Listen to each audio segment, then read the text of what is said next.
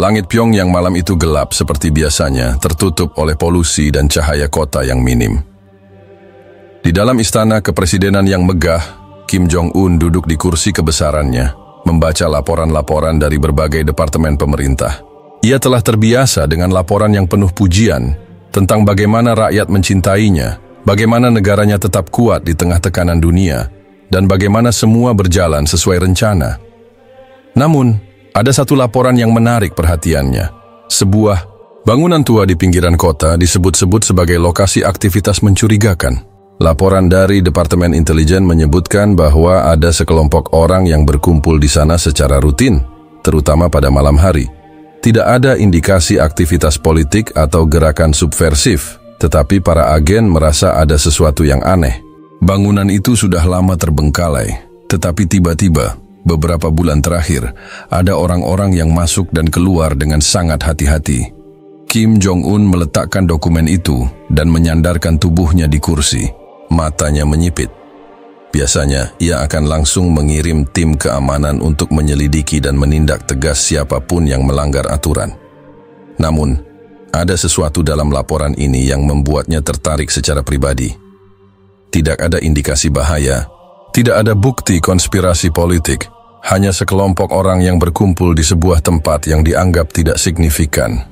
"Siapkan mobil, aku ingin melihatnya sendiri," katanya dengan suara datar.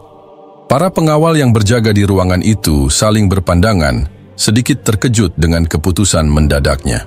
Namun, tak satu pun dari mereka berani mempertanyakan perintah sang pemimpin tertinggi. Beberapa menit kemudian, sebuah mobil hitam meluncur keluar dari istana, membawa Kim Jong-un dan beberapa pengawal setianya menuju lokasi yang disebut dalam laporan.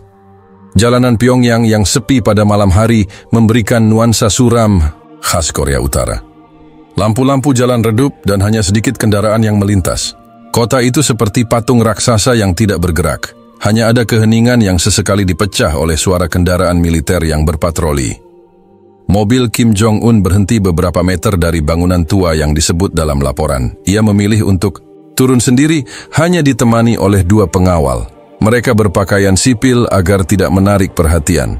Bangunan itu tampak kumuh dari luar, dengan dinding yang penuh retakan dan cat yang terkelupas. Jendela-jendelanya tertutup, dan hanya ada sedikit cahaya yang merembes keluar dari sela-sela pintu kayu tua di depannya. Ia melangkah mendekat dengan hati-hati. Dari balik pintu, terdengar suara samar, seperti bisikan orang-orang yang berbicara dalam nada rendah. Sesekali ada suara seperti nyanyian yang bergema pelan. Kim Jong-un mengangkat tangannya, memberi isyarat kepada pengawalnya untuk tetap berjaga sementara ia sendiri mendekati pintu. Ia menyentuh gagangnya perlahan, lalu mendorongnya sedikit. Pintu itu tidak terkunci. Dengan hati-hati, ia mendorongnya lebih jauh dan melangkah masuk. Di dalam ruangan yang remang-remang, ia melihat sesuatu yang tidak pernah ia duga. Sejumlah pria duduk berbaris di atas lantai, mengenakan pakaian sederhana. Di depan mereka, seorang pria tua berdiri dengan tangan terangkat, berbicara dengan suara lembut dalam bahasa yang tidak sepenuhnya ia mengerti. Ruangan itu kosong dari perabotan mewah. Hanya ada tikar lusuh yang terhampar di lantai, beberapa rak kayu berisi buku-buku tua, dan sebuah mimbar kecil di sudut ruangan. Di atas mimbar itu, tergantung sebuah tulisan dalam aksara Arab. Kim Jong-un tidak tahu persis apa artinya, tetapi ia bisa merasakan bahwa kata-kata itu memiliki makna yang dalam bagi orang-orang di dalam ruangan itu. Ia tetap berdiri di ambang pintu, mengamati dalam diam. Tidak ada yang menyadari kehadirannya. Ia melihat bagaimana para pria itu menundukkan kepala mereka dengan khusyuk, mendengarkan pria tua yang berbicara di depan mereka. Ada ketenangan dalam ruangan itu, sesuatu yang berbeda dari apapun yang pernah ia rasakan sebelumnya. Setelah beberapa saat, pria tua itu berhenti berbicara dan berbalik. Ia terkejut melihat sosok yang berdiri di pintu. Untuk sesaat, ruangan itu menjadi sunyi. Para pria yang duduk di lantai menoleh dengan ekspresi kaget dan ketakutan. Tidak ada yang menyangka bahwa orang yang berdiri di depan mereka adalah Kim Jong-un, pemimpin tertinggi negara mereka. Pria tua itu tidak langsung panik. Ia justru menatap Kim Jong-un dengan tatapan tenang. "Selamat datang," katanya dengan suara pelan tetapi penuh wibawa. Kim Jong-un mengerutkan kening. Ia tidak menyangka akan disambut dengan cara seperti ini. "Apa yang kalian lakukan di sini?" tanyanya. Suaranya terdengar lebih dingin dari yang ia maksudkan. Pria tua itu tersenyum tipis. "Kami berdoa," jawabnya sederhana. Ia melangkah lebih dalam ke dalam ruangan, membiarkan pintu tertutup di belakangnya. Pengawalnya tetap di luar, tidak ikut masuk. Ia kini berdiri di tengah-tengah orang-orang yang baru saja beribadah. Ia bisa merasakan ketegangan mereka, tetapi juga ada ketenangan yang aneh dalam ruangan itu. "Kalian tahu apa yang bisa terjadi jika aku menemukan kelompok yang melakukan aktivitas ilegal?" tanyanya, mencoba mengukur reaksi mereka. Pria tua itu tetap tersenyum. "Kami tidak melakukan sesuatu yang ilegal. Kami hanya mencari ketenangan dalam hidup kami." Jawaban itu membuat Kim Jong-un semakin penasaran.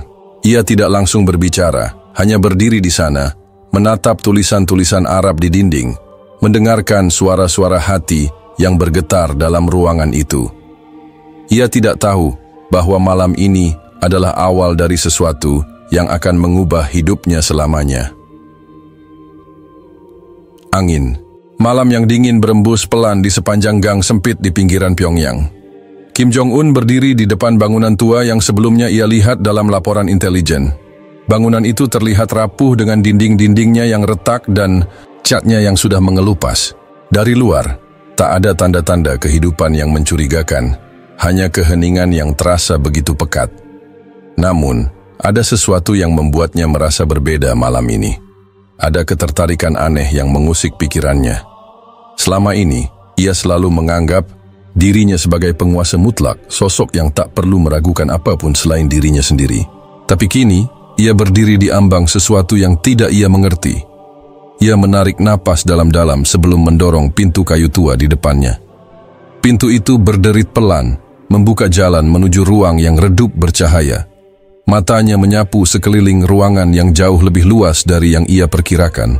Tidak ada perabotan mewah, tidak ada ornamen berlebihan, hanya lantai yang dilapisi tikar sederhana dan beberapa rak buku tua yang berjajar rapi di sudut ruangan. Namun, bukan itu yang membuatnya tertegun. Di hadapannya ada sekelompok orang yang duduk bersila dalam keheningan. Mereka semua menundukkan kepala, seolah tengah larut dalam perenungan yang mendalam. Di tengah mereka, berdiri seorang pria tua dengan janggut putih yang panjang, mengenakan pakaian sederhana berwarna abu-abu. Kim Jong-un tidak mengenali pria itu, tetapi ada sesuatu dalam sosoknya yang memancarkan ketenangan. Saat pria tua itu mengangkat kepalanya dan menyadari keberadaan tamu yang baru masuk, ia tidak menunjukkan keterkejutan atau ketakutan seperti yang biasa ia temui dari rakyatnya. Sebaliknya, pria itu tersenyum tipis, tatapannya penuh kelembutan. "Selamat datang," katanya dengan suara tenang. Kim Jong-un menatap pria itu dengan kening berkerut. Ia tidak terbiasa disambut dengan cara seperti ini. Biasanya, orang akan langsung menundukkan kepala dalam ketakutan atau berusaha mencari alasan untuk menjelaskan kehadiran mereka. Tetapi pria tua ini, yang jelas bukan orang biasa, justru berdiri tegak menyambutnya tanpa rasa gentar. "Kau tahu siapa aku?" tanya Kim Jong-un akhirnya. Pria tua itu menggeleng pelan. "Aku hanya melihat seseorang yang datang dengan rasa penasaran. Bukan sebagai pemimpin atau rakyat biasa, hanya seorang manusia yang ingin mencari sesuatu." Jawaban itu membuat Kim Jong-un semakin penasaran. Ia melangkah lebih jauh ke dalam ruangan, membiarkan pintu tertutup di belakangnya. Para pria yang sebelumnya duduk kini menoleh. Beberapa dari mereka tampak cemas, tetapi tak ada yang bersuara. "Apa tempat ini?" tanya Kim Jong-un. "Ini adalah rumah Allah," jawab pria tua itu dengan lembut. "Kami menyebutnya masjid." Kim Jong-un mengernyit. Ia pernah mendengar kata itu sebelumnya, tetapi hanya dalam konteks propaganda pemerintah yang menggambarkan agama sebagai sesuatu yang berbahaya dan mengancam stabilitas negara. Tapi masjid ini, tempat yang ia lihat dengan mata, kepalanya sendiri, terasa jauh dari apa yang digambarkan oleh propaganda. "Apa yang kalian lakukan di sini?" lanjutnya. Kami beribadah, berdoa, dan merenungkan kehidupan. Pria tua itu menjelaskan dengan nada yang hampir seperti bisikan. Malam ini adalah malam ketiga Ramadan, bulan suci bagi kami. Kami berkumpul untuk mendekatkan diri kepada Allah. Nama itu, lagi, Allah. Kim Jong-un tak bisa menahan rasa penasarannya. Siapa Allah? Tanyanya. Pria tua itu tersenyum tipis, seolah sudah mengira bahwa pertanyaan itu akan muncul. Ia melangkah perlahan, mendekati rak buku di sudut ruangan. Tangannya yang keriput mengambil sebuah buku yang sudah tampak usang. Allah adalah Tuhan kami, Tuhan seluruh alam semesta, jawabnya. Dia yang menciptakan segala sesuatu, termasuk kita. Dia yang memberi kita kehidupan dan memberi kita tujuan. Kim Jong-un menatap buku yang dipegang pria itu. Sampulnya hitam dengan tulisan emas yang tampaknya berbahasa Arab. Inikah kitab kalian? Tanyanya. Ya, pria tua itu mengangguk. Ini adalah Al-Quran, firman Allah yang diturunkan kepada Nabi terakhir kami Muhammad. Kim Jong-un merasa ada sesuatu yang bergetar dalam dirinya saat mendengar nama itu. Ia pernah mendengar sedikit tentang Islam, tetapi semuanya berasal dari propaganda pemerintah yang selalu menggambarkan agama ini sebagai ancaman. Namun saat ini, di ruangan kecil yang sunyi ini, ia merasakan sesuatu yang jauh berbeda. Kenapa kalian beribadah di sini secara sembunyi-sembunyi? Tanyanya akhirnya. Pria tua itu menatapnya sejenak sebelum menjawab. Karena kami hidup dalam ketakutan. Di negeri ini, keimanan kami dianggap sebagai ancaman. Kami hanya ingin menyembah Tuhan kami dalam damai, tanpa mengganggu siapapun. Kim Jong-un terdiam. Ada kejujuran dalam suara pria itu yang sulit ia abaikan. Seumur hidupnya, ia selalu diajarkan bahwa rakyat Korea Utara harus tunduk pada ideologi negara, bahwa kesetiaan hanya boleh diberikan kepada pemimpin, dan bahwa tidak ada ruang untuk kepercayaan selain yang telah ditentukan oleh pemerintah. Tetapi kini, ia berhadapan dengan sekelompok orang yang menjalani hidup dengan keyakinan yang berbeda, dan mereka tampak lebih damai daripada siapapun yang pernah ia lihat. Apa yang membuatmu percaya kepada Tuhan yang tidak bisa kau lihat? Tanyanya. Mencoba memahami sudut pandang mereka. Pria tua itu tersenyum lagi. Kami tidak melihatnya dengan mata, tetapi kami merasakannya dalam hati. Seperti angin yang tidak bisa kita lihat tetapi bisa kita rasakan. Begitu pula kehadirannya dalam hidup kami. Jawaban itu membuat Kim Jong-un semakin bingung. Seumur hidupnya, ia diajarkan bahwa semua yang ada harus bisa dibuktikan secara nyata, bahwa hanya yang bisa dilihat dan dikendalikan yang berharga. Tetapi kini, ia mulai menyadari bahwa ada sesuatu yang lebih besar daripada sekadar kekuasaan dan kontrol. Ia melirik ke arah pria-pria yang masih duduk dalam diam. Wajah mereka penuh ketenangan meskipun jelas ada ketakutan tersembunyi dalam mata mereka. Ia bisa saja memerintahkan pasukannya untuk membubarkan tempat ini. Ia bisa saja menangkap mereka semua. Tetapi untuk alasan yang bahkan tidak bisa ia pahami sendiri, ia tidak melakukannya. Ia menarik napas panjang dan menatap pria tua itu sekali lagi. Aku ingin tahu lebih banyak, katanya akhirnya. Pria tua itu mengangguk dengan tenang. Jika kau benar-benar ingin tahu, maka kebenaran akan menemukan jalannya sendiri kepadamu. Malam itu, untuk pertama kalinya dalam hidupnya, Kim Jong-un mengambil langkah pertama ke dalam sesuatu yang tidak bisa ia kendalikan. Sebuah perjalanan menuju kebenaran yang selama ini tersembunyi dari dirinya. Malam di Pyongyang terasa lebih sunyi dari biasanya. Di luar bangunan tua itu, kehidupan berjalan seperti biasa, sepi, kaku, dan penuh ketakutan. Namun, di dalam ruangan ini, Kim Jong-un merasakan atmosfer yang sangat berbeda.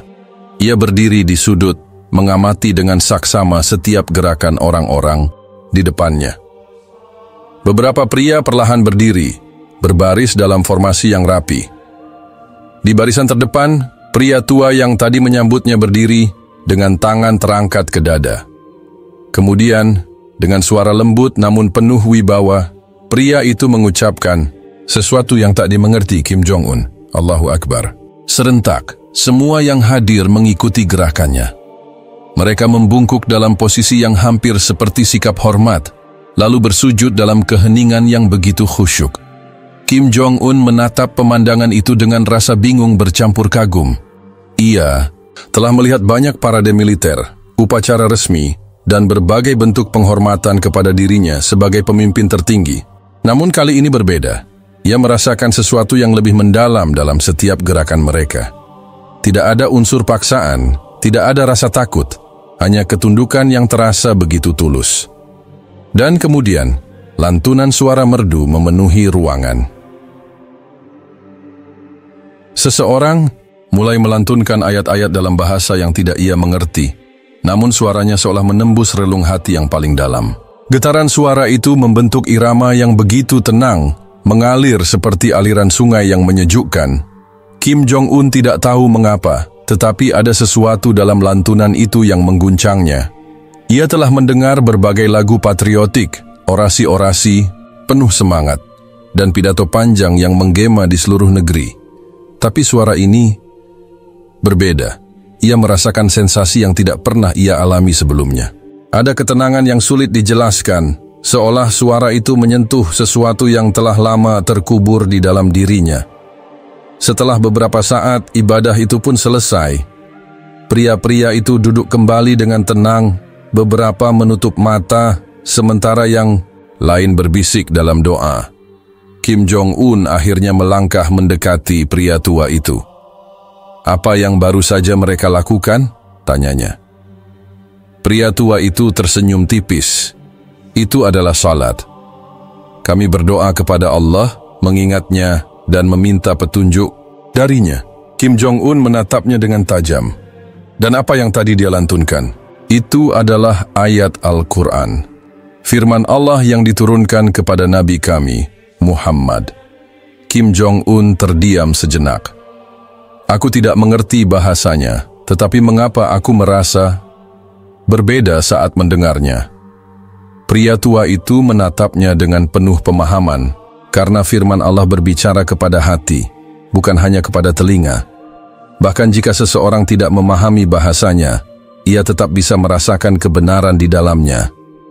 Kata-kata itu kembali mengguncangnya. Kim Jong-un telah lama hidup dalam dunia yang hanya mengenal kekuasaan. Ia tidak pernah memikirkan sesuatu yang lebih besar dari dirinya sendiri. Namun malam ini, ia mulai mempertanyakan segalanya. Tatapannya beralih ke sekelompok pria yang kini duduk melingkar. Mereka tampak bahagia meskipun pakaian mereka sederhana dan ruangan ini jauh dari kata mewah. Ada sesuatu dalam diri mereka yang ia tidak pahami. Sesuatu yang tidak bisa dibeli dengan kekuasaan atau paksaan. "Apa yang membuat mereka begitu tenang?" tanyanya. "Iman," jawab pria tua itu. "Kami percaya bahwa hidup bukan hanya tentang dunia ini. Kami percaya ada kehidupan setelah mati, ada balasan atas segala perbuatan, dan ada Tuhan yang selalu mengawasi. Itu yang membuat kami damai." Kim Jong-un merasa pikirannya semakin kacau. Seumur hidupnya, ia selalu diajarkan bahwa yang terpenting adalah loyalitas kepada negara dan kepatuhan kepada pemimpin. Tidak ada yang lebih besar dari dirinya. Itulah yang selalu ia percayai. Namun kini, untuk pertama kalinya, ia mulai meragukan keyakinan itu. Ia melihat sekeliling. Para pria itu berbicara dengan penuh semangat, sesekali tertawa kecil, meskipun mereka hidup dalam ketakutan. Mereka tidak memiliki kekayaan, kekuasaan, atau jaminan keamanan. Namun mereka tampak lebih bahagia daripada siapapun yang pernah ia temui. Penasaran, ia kembali bertanya, mengapa mereka rela berpuasa? Mengapa tidak makan dan minum padahal mereka bisa saja melakukannya secara diam-diam? Pria tua itu tersenyum. Karena Ramadan bukan hanya tentang menahan lapar dan haus. Ini adalah bulan penyucian jiwa. Kami berpuasa untuk mengingat bahwa semua yang kami miliki hanyalah titipan. Kami berpuasa untuk memahami bagaimana rasanya menjadi mereka yang kurang beruntung. Dan yang paling penting, kami berpuasa untuk mendekatkan diri kepada Allah. Kim Jong-un terdiam. Ia tidak pernah berpikir untuk menahan dirinya dari apapun. Sebagai pemimpin tertinggi, segala sesuatu yang ia inginkan selalu tersedia. Makanan terbaik, anggur termahal, kemewahan yang tidak pernah habis, semuanya ada di genggamannya. Tapi orang-orang ini, mereka memilih untuk menahan diri. Mereka rela merasa lapar meskipun mereka bisa makan. Mereka rela merasa haus meskipun mereka bisa minum. Dan anehnya, mereka tampak lebih puas daripada dirinya. Ia menatap pria tua itu dan bertanya dengan suara yang lebih pelan, hampir seperti bisikan. "Apa yang kau rasakan saat berpuasa?" Pria itu tersenyum lembut. "Aku merasa ringan. Aku merasa lebih dekat dengan Tuhan. Dan yang terpenting, aku merasa bebas." Bebas. Kata itu menusuk hati Kim Jong-un seperti pisau. Ia memiliki segalanya, tetapi mengapa ia tidak pernah merasa bebas? Selama ini ia dikelilingi oleh rasa takut. Takut kehilangan kekuasaan, takut dikhianati, takut terlihat lemah. Ia selalu harus menunjukkan kekuatan, selalu harus memastikan semua orang tunduk kepadanya. Tetapi malam ini, di ruangan kecil ini, ia menyaksikan orang-orang yang tidak memiliki apapun, namun justru merasa lebih bebas daripada dirinya. Ia menarik napas panjang. Ia datang ke tempat ini karena rasa curiga, karena laporan intelijen yang menyebutkan adanya pertemuan rahasia. Namun kini, ia tahu bahwa yang ia temukan bukanlah konspirasi. Yang ia temukan adalah sesuatu yang selama ini tidak pernah ia miliki, ketenangan. Dan malam ini, untuk pertama kalinya, Kim Jong-un merasa bahwa ia bukan lagi penguasa yang tahu segalanya. Malam ini, ia hanyalah seorang manusia yang mulai mencari jawaban. Kim Jong-un duduk sendirian di ruang kerjanya yang luas, di dalam kediaman resminya yang megah di Pyongyang. Cahaya lampu kuning temaram menerangi ruangan, menciptakan bayangan panjang di dinding-dinding yang dipenuhi lambang kejayaan rezimnya. Malam itu, pikirannya tidak bisa tenang.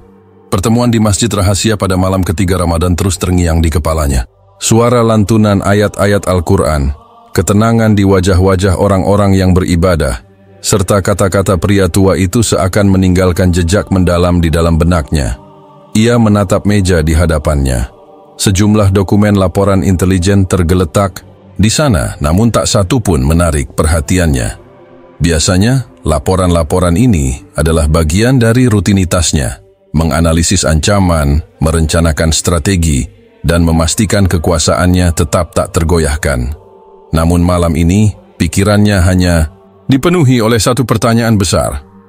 Apa sebenarnya Islam itu? Tanpa membuang waktu, ia bangkit dari kursinya dan berjalan menuju rak besar di sudut ruangan. Jemarinya menyusuri deretan buku yang tersusun rapi. Sebagian besar berisi doktrin tentang kediktatoran, strategi militer, dan sejarah yang telah disunting sesuai kepentingan rezim. Namun, tidak ada satupun buku yang membahas Islam secara mendalam. Ia kemudian beralih ke komputer pribadinya. Menggunakan sistem jaringan internal yang sangat terbatas, ia mencoba mencari informasi. Tapi begitu ia mengetik kata Islam di sistem pencarian negara, yang muncul hanyalah propaganda, artikel tentang bagaimana Islam adalah ancaman, bagaimana negara-negara Islam dianggap musuh, dan bagaimana keyakinan itu harus diberantas di Korea Utara. Kim Jong-un menyadari sesuatu yang mengejutkan.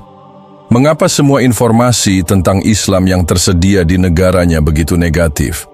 Matanya menyipit. Ia tahu bagaimana sistem informasi di Korea Utara bekerja. Setiap kata yang tercetak, setiap informasi yang tersebar, semua dikendalikan oleh rezimnya. Tidak ada yang lolos tanpa persetujuan. Lalu, apakah mungkin ada sesuatu yang sengaja disembunyikan darinya?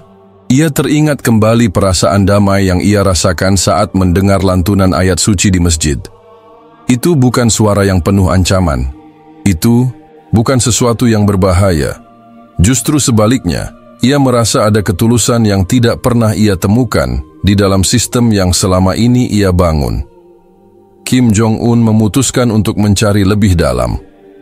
Ia mengaktifkan jaringan khusus yang hanya bisa diakses oleh segelintir orang di pemerintahannya.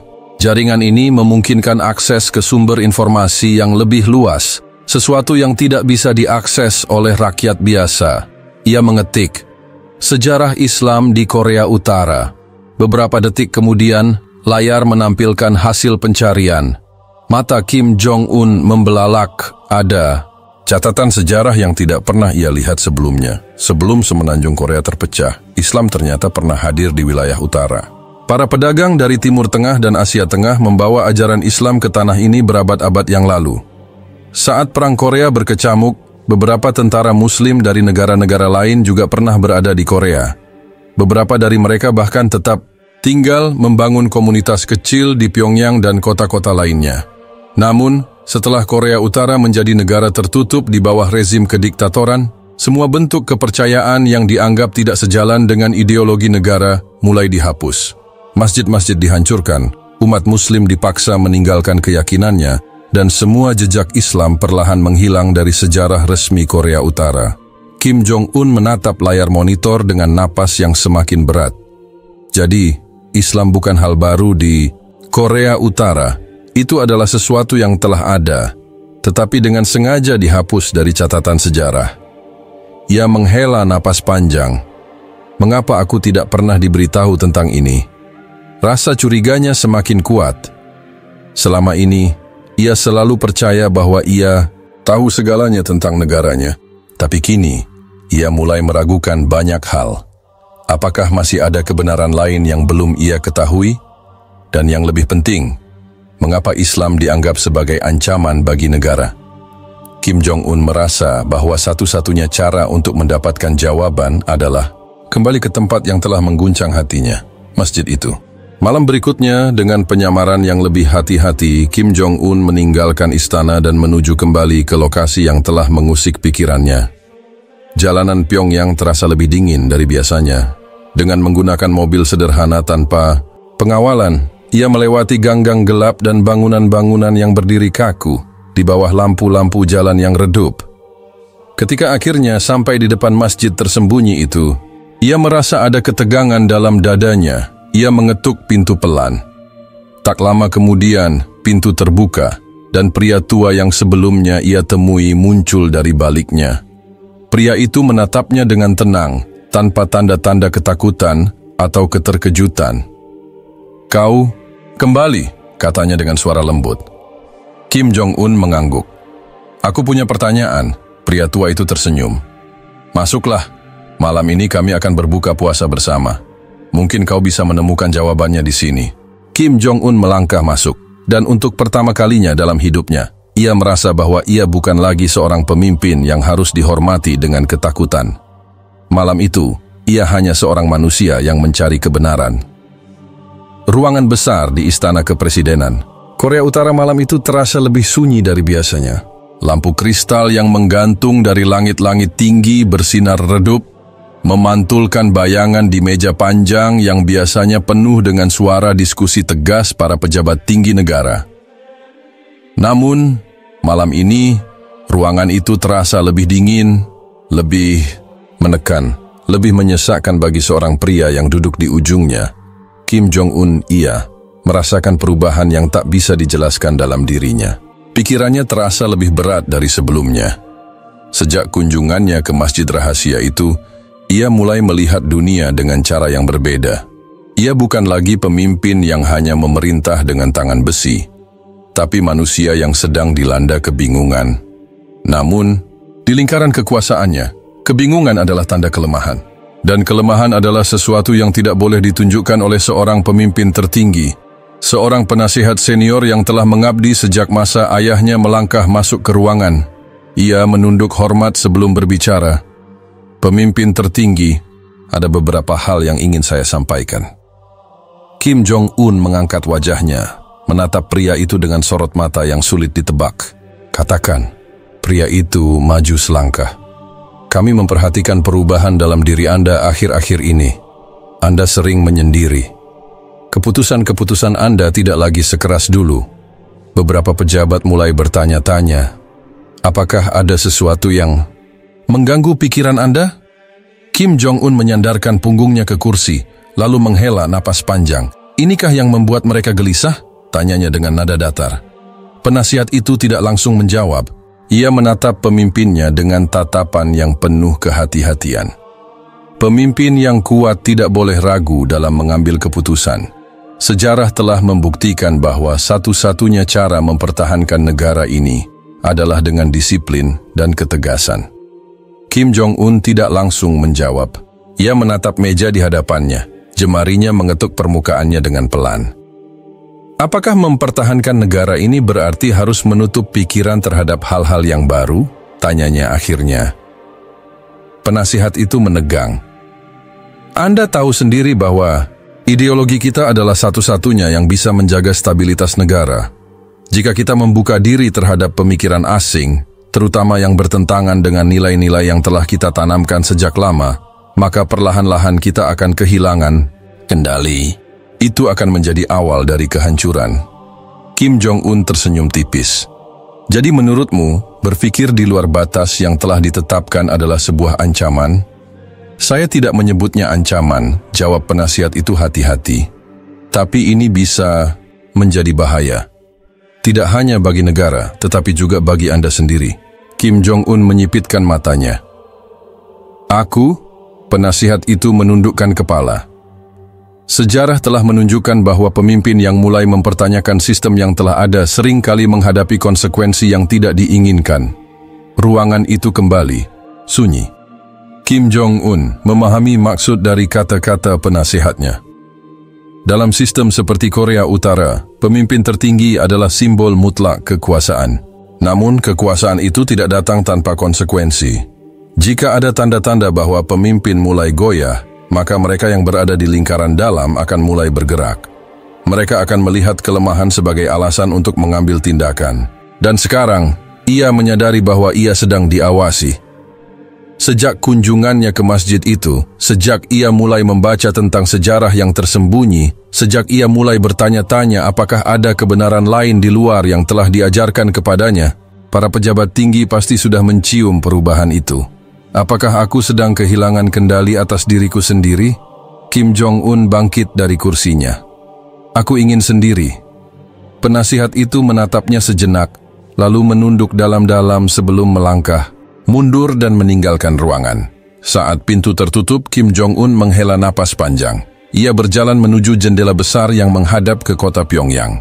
Dari tempatnya berdiri, ia bisa melihat gedung-gedung pencakar langit, jalanan luas yang kosong dari kebisingan, dan lampu-lampu kota yang tertata rapi.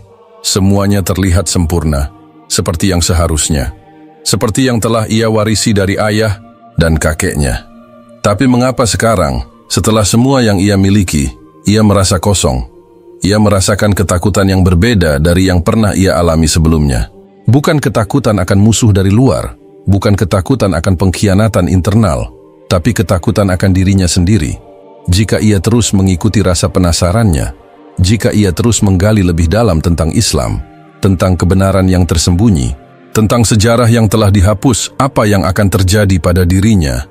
Akankah ia tetap menjadi penguasa yang mutlak? Ataukah ia akan menjadi seseorang yang harus dihancurkan oleh sistem yang telah ia bangun sendiri? Kim Jong-un menyadari bahwa ia berada di persimpangan jalan.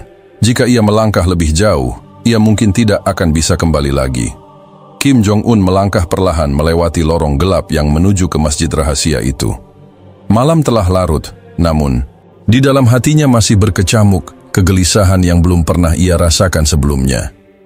Sejak kunjungannya yang pertama, segala yang ia lihat dan dengar di tempat itu terus bergema, menggugah sisi kemanusiaannya yang selama ini tersembunyi di balik tirai kekuasaan dan kekerasan.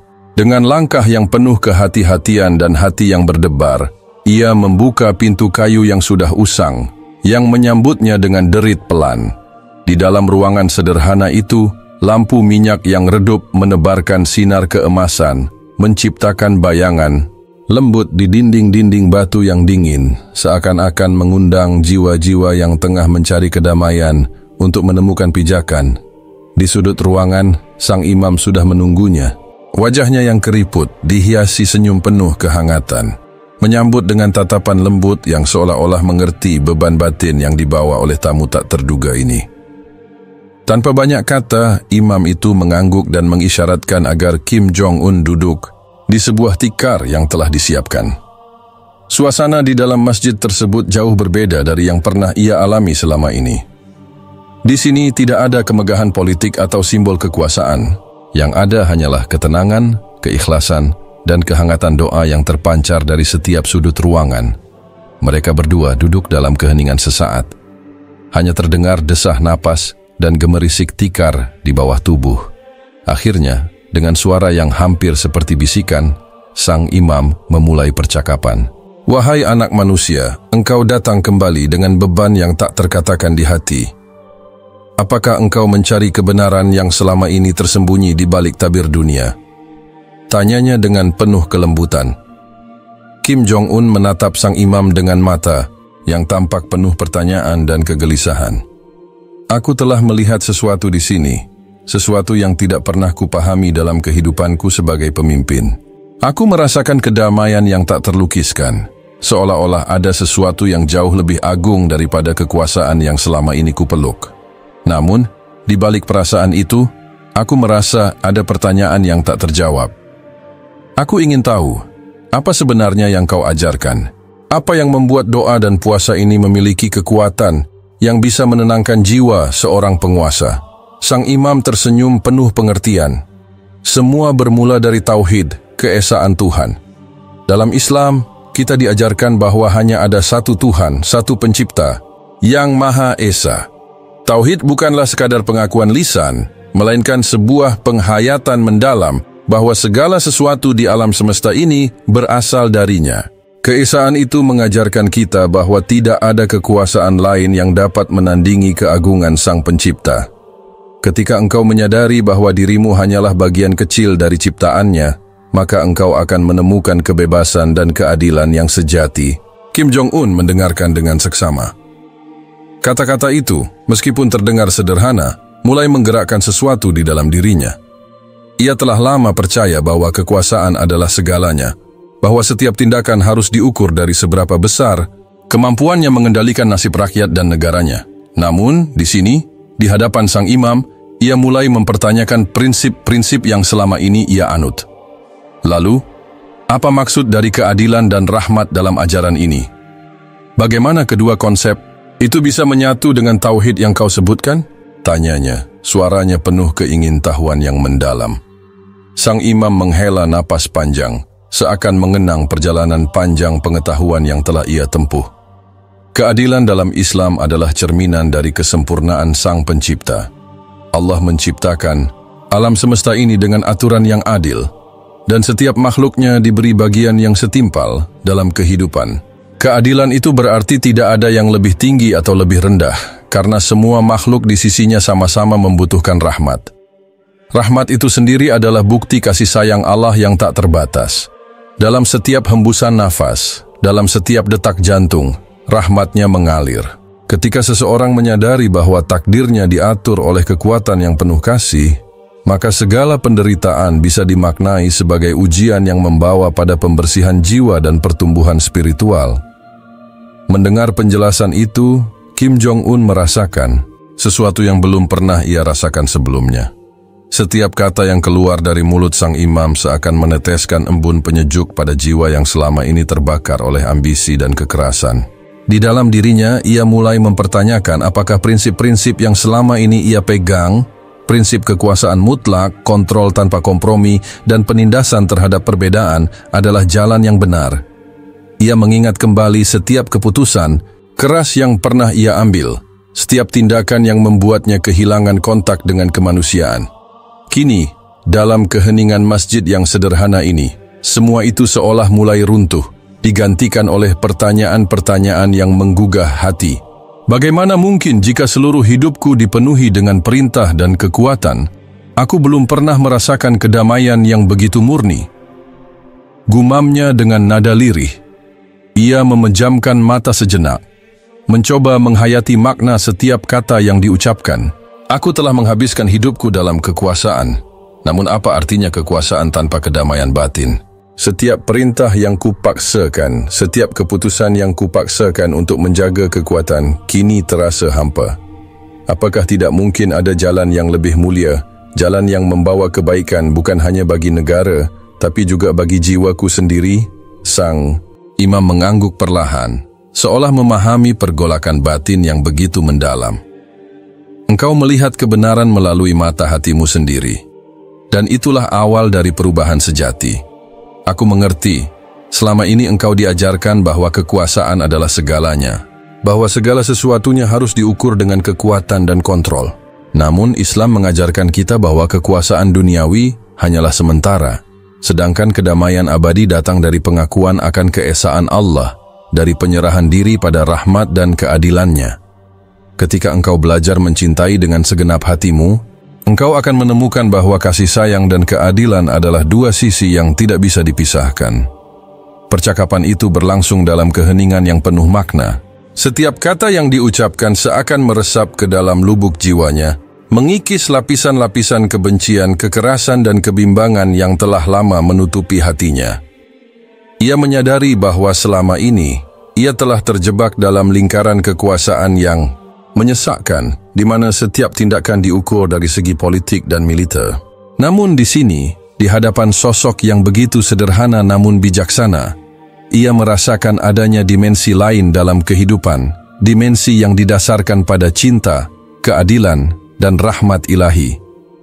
Sungguh, aku tidak pernah membayangkan bahwa dalam keheningan dan kesederhanaan terdapat kekuatan yang mampu menggetarkan jiwa, ujar Kim Jong-un dengan suara yang penuh keharuan.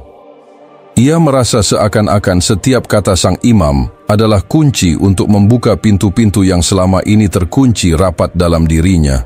Mungkin selama ini aku terlalu buta oleh ambisi dan kekuasaan, sehingga aku lupa bahwa kehidupan yang sebenarnya adalah tentang mencari kebenaran, tentang mencari kedamaian yang hakiki. Sang imam tersenyum, matanya memancarkan kehangatan yang mengundang harapan. Engkau telah menemukan awal dari perjalanan yang sejati. Perjalanan yang membawa pada pencerahan dan pemahaman bahwa setiap manusia, betapapun besar kekuasaannya, tetaplah rapuh di hadapan keagungan Sang Pencipta.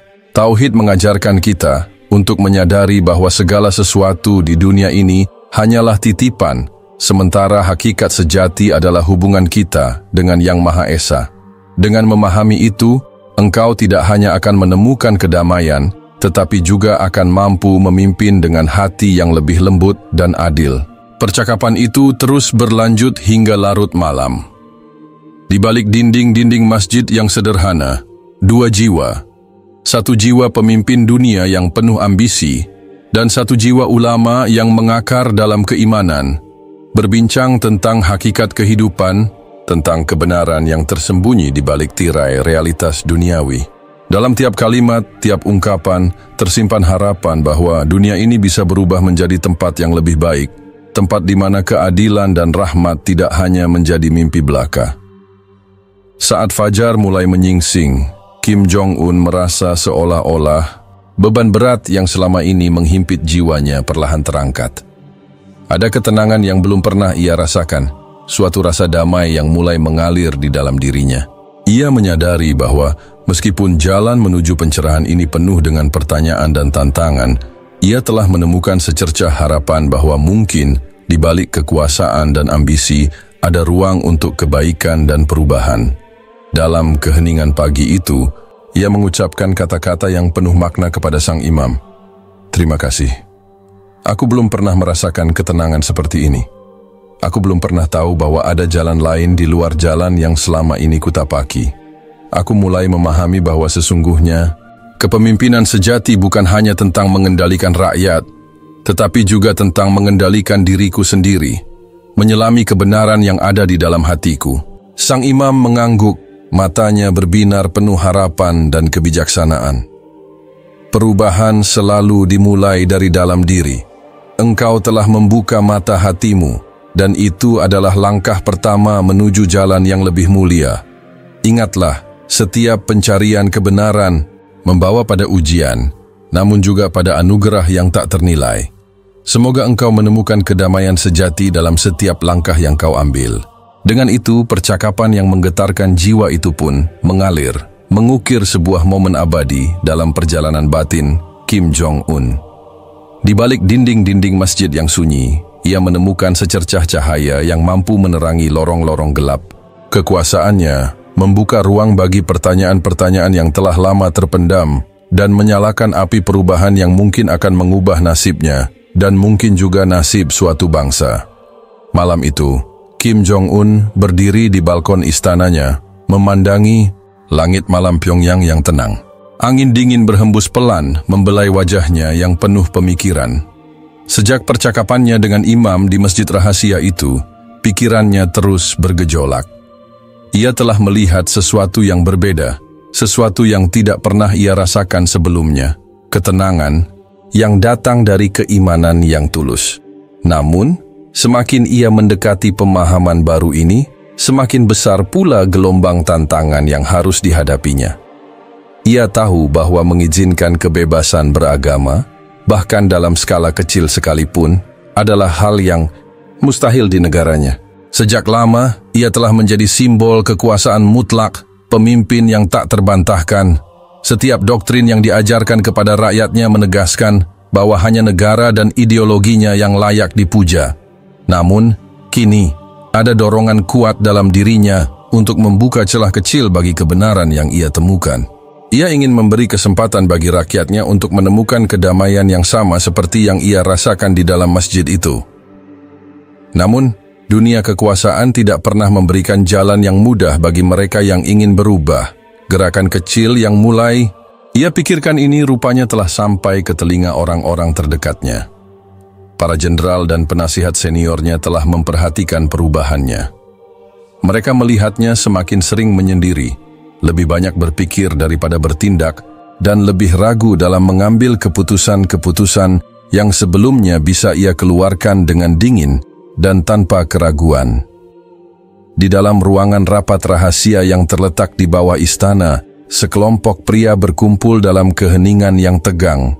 Jenderal tertinggi, seorang pria yang telah lama setia pada rezim ini, meletakkan sebuah dokumen di atas meja. Wajahnya penuh ketegangan, dan suaranya berat ketika berbicara. Kita semua tahu ada sesuatu yang berubah dalam diri pemimpin tertinggi, katanya sambil memandang tajam ke arah penasihat senior yang duduk di depannya. Ia tidak lagi menunjukkan kekuatan seperti dulu. Keputusannya semakin lambat, dan lebih dari itu, aku mendengar desas-desus bahwa ia mempertimbangkan untuk mengubah kebijakan terhadap agama. Para pria di ruangan itu saling berpandangan. Tidak ada yang berani berbicara lebih dulu, seolah-olah kata-kata yang salah bisa berujung pada konsekuensi yang tak terbayangkan. Namun, mereka semua paham bahwa kekuasaan di negara ini tidak dapat dipertahankan oleh seorang pemimpin yang mulai menunjukkan kelemahan. Jika dia benar-benar mengambil langkah itu, salah satu jenderal lain berbicara dengan suara rendah namun tajam, maka kita semua dalam bahaya. Kita tidak bisa membiarkan ideologi kita dirusak hanya karena keraguan-raguan seorang pemimpin. Ini bukan tentang dia sebagai individu. Ini tentang negara, tentang kelangsungan sistem yang telah kita bangun selama ini. Diskusi mereka berlanjut dengan ketegangan yang semakin menebal. Beberapa dari mereka menyadari bahwa ini bukan lagi sekadar ketakutan terhadap perubahan kecil.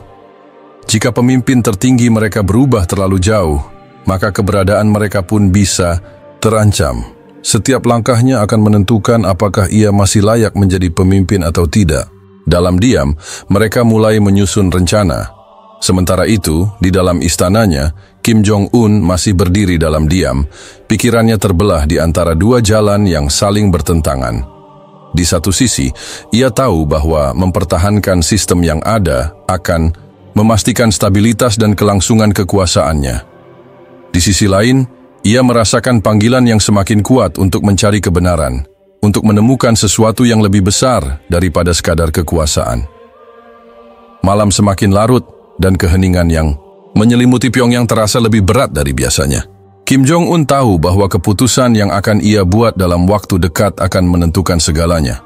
Bukan hanya bagi dirinya, tetapi juga bagi negara yang telah ia pimpin dengan tangan besi. Malam di Pyongyang terasa lebih sunyi dari biasanya. Angin dingin bertiup pelan melewati balkon istana tempat Kim Jong-un berdiri, memandang ke arah kota yang tampak damai dalam kegelapan.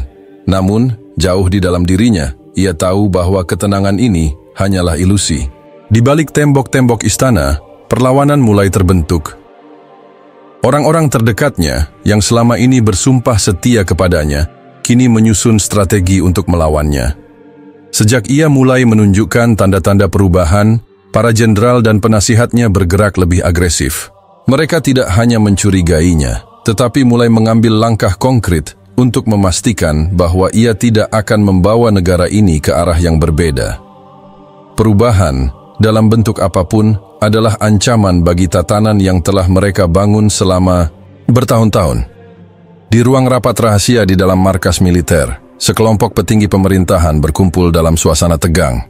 Peta besar Korea Utara terpampang di tengah meja, tetapi bukan strategi perang melawan musuh eksternal yang mereka bahas malam ini, melainkan cara menghadapi pemimpin mereka sendiri.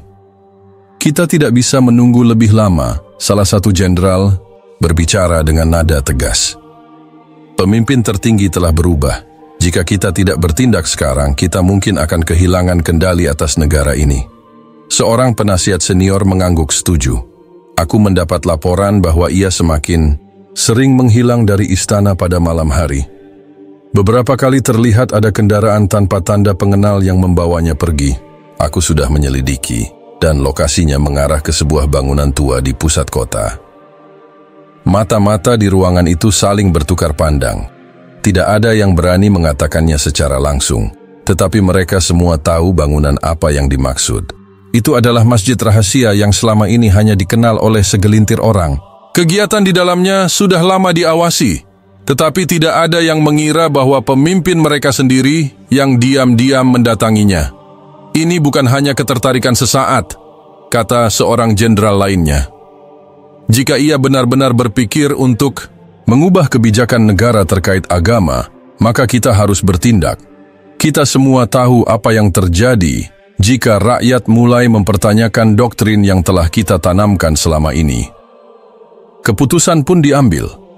Mereka akan mengawasi masjid itu lebih ketat dari sebelumnya. Setiap orang yang keluar masuk akan dicatat, dan siapapun yang terlibat dalam aktivitas mencurigakan akan segera ditangkap. Namun, langkah mereka tidak berhenti di situ. Mereka ingin memastikan bahwa jika pemimpin tertinggi benar-benar terjerumus ke dalam ajaran yang mereka anggap berbahaya, mereka sudah memiliki rencana untuk menyingkirkannya. Sementara itu, di dalam istana, Kim Jong-un merasa gelisah. Beberapa hari terakhir, ia merasa ada yang berbeda dalam cara orang-orang di sekitarnya memperlakukannya. Mata-mata pengawalnya terasa lebih tajam, laporan yang biasanya terbuka kini lebih tersaring, dan yang paling mencurigakan, ia tidak lagi diizinkan bepergian tanpa pengawalan ketat. Namun, kegelisahan terbesarnya datang ketika ia mendapat laporan bahwa beberapa jamaah di masjid telah ditangkap. Ia belum mengetahui alasannya, tetapi hatinya sudah dipenuhi firasat buruk. Ini bukan sekadar kebetulan. Orang-orang di sekelilingnya mulai bergerak. Malam itu, ia memanggil salah satu orang kepercayaannya yang paling lama mengabdi kepadanya, Jang, seorang penasihat yang telah berada di sisinya selama bertahun-tahun. Ia ingin mencari tahu sejauh mana situasi ini berkembang. Aku tahu ada sesuatu yang terjadi, kata Kim Jong-un dengan suara pelan namun tegas. Aku ingin kau memberitahuku dengan jujur. Jang menelan ludah lalu menundukkan kepalanya. Pemimpin tertinggi, aku tidak bisa menyembunyikannya darimu lebih lama. Ada gerakan di dalam pemerintahan yang tidak senang dengan sikapmu belakangan ini.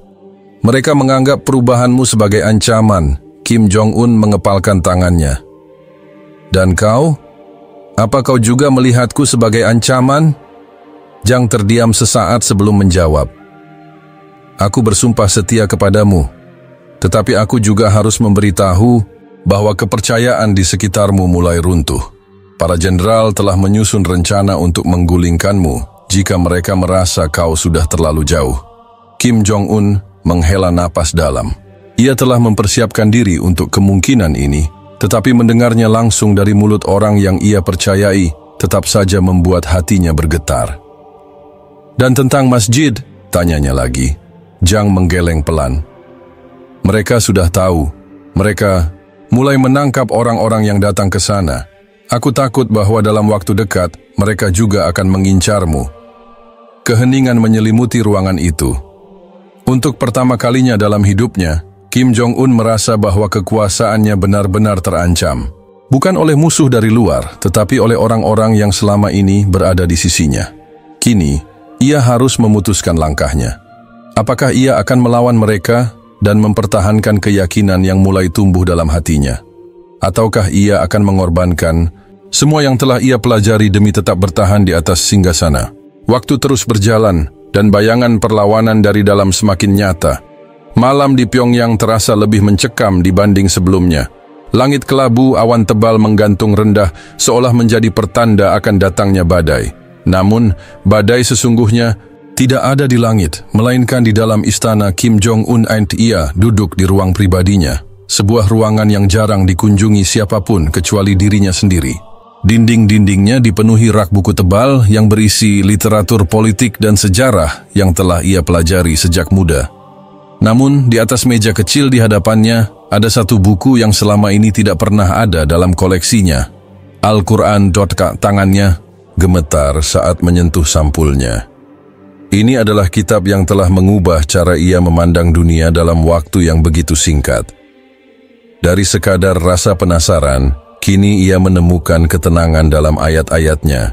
Namun ketenangan itu kini berubah menjadi ketakutan. Beberapa jam yang lalu, ia mendapat kabar bahwa imam masjid telah ditangkap. Para jenderal yang semakin curiga dengan pergerakannya, akhirnya mengambil tindakan langsung. Mereka menginterogasi imam itu di tempat yang tidak diketahui.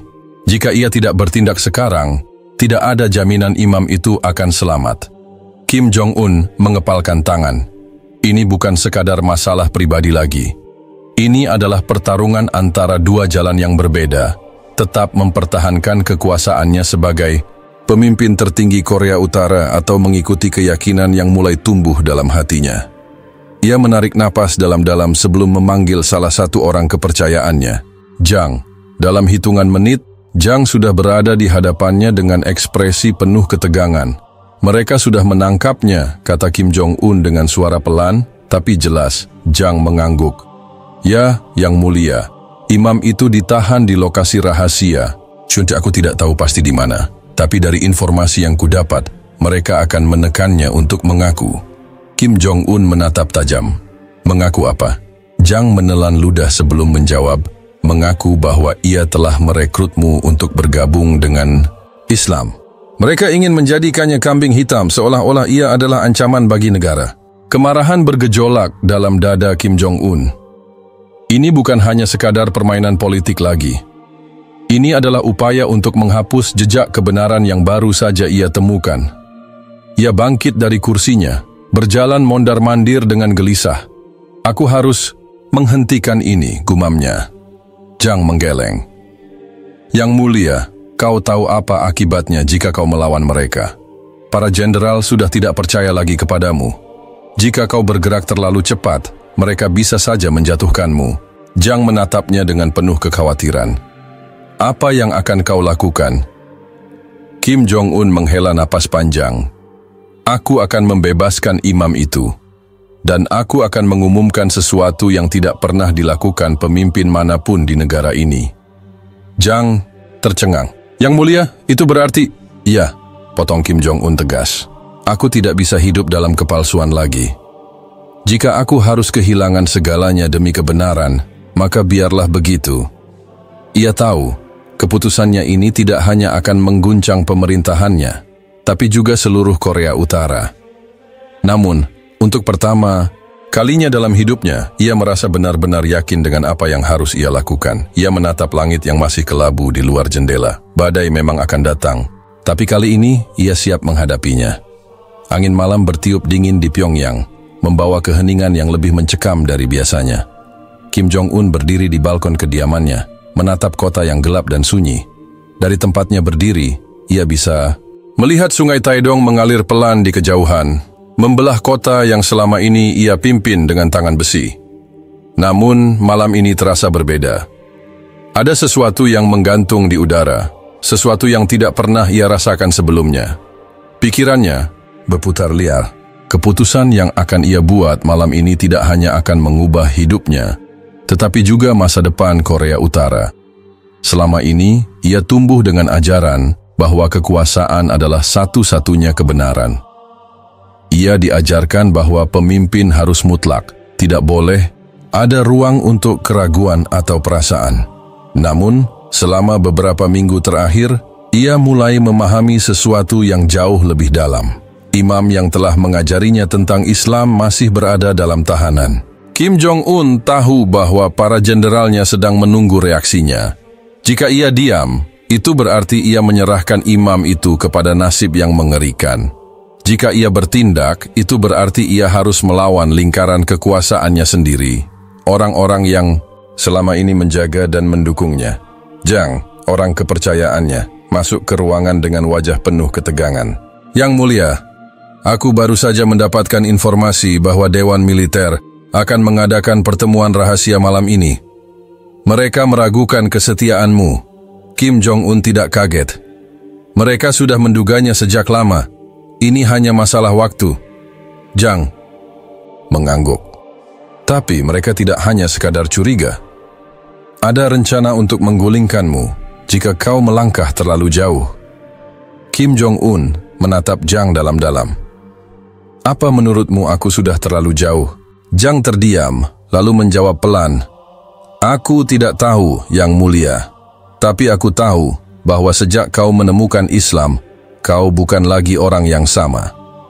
Kim Jong-un tersenyum tipis. Ia tahu Jang tidak bermaksud menuduh. Tapi apa yang dikatakan pria itu ada benarnya.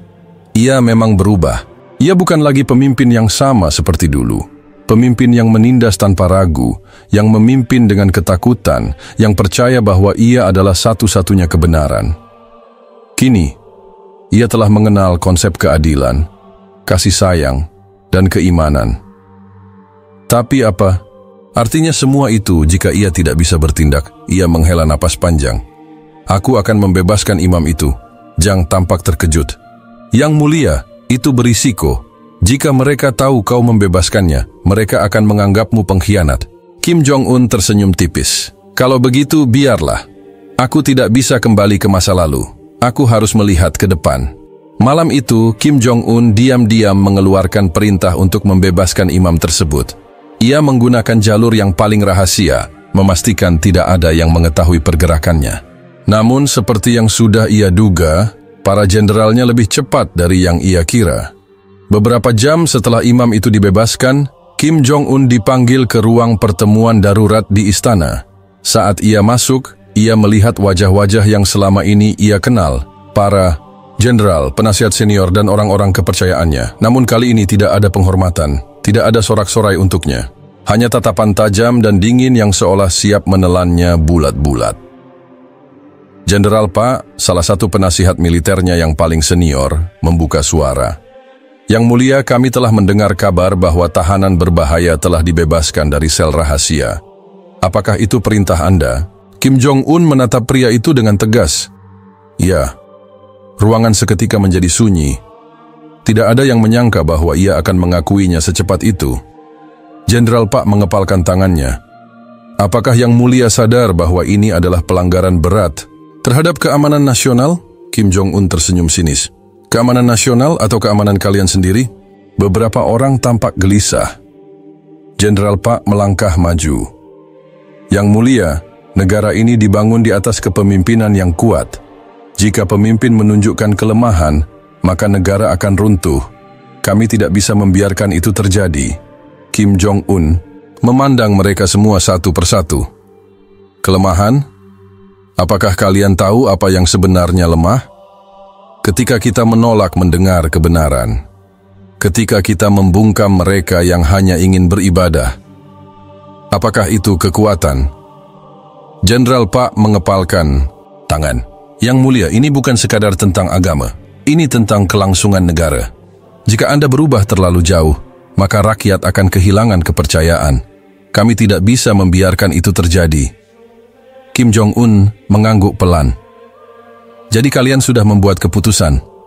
Jenderal Pak tidak menjawab, tapi dari tatapan matanya, Kim Jong-un sudah tahu jawabannya. Ia menarik napas panjang, lalu berkata dengan tenang, kalau begitu, lakukan apa yang harus kalian lakukan. Beberapa detik berlalu dalam keheningan, lalu pintu ruang pertemuan terbuka. Sekelompok pasukan keamanan masuk, bersenjata lengkap. Kim Jong-un tidak bergerak. Ia tidak perlu bertanya apa yang akan terjadi selanjutnya. Ia telah membuat pilihannya. Mereka membawanya ke dalam tahanan.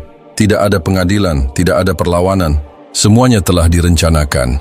Saat ia duduk sendirian di dalam sel yang gelap dan dingin, ia menutup matanya dan mengingat kembali malam ketika ia pertama kali melangkahkan kaki ke dalam masjid. Suara imam yang membaca ayat-ayat Al-Quran masih terngiang di kepalanya. Ia tidak tahu apa yang akan terjadi selanjutnya. Tapi untuk pertama kalinya dalam hidupnya, ia tidak takut. Ia telah memilih kebenaran, dan bagi dirinya, itu lebih dari cukup.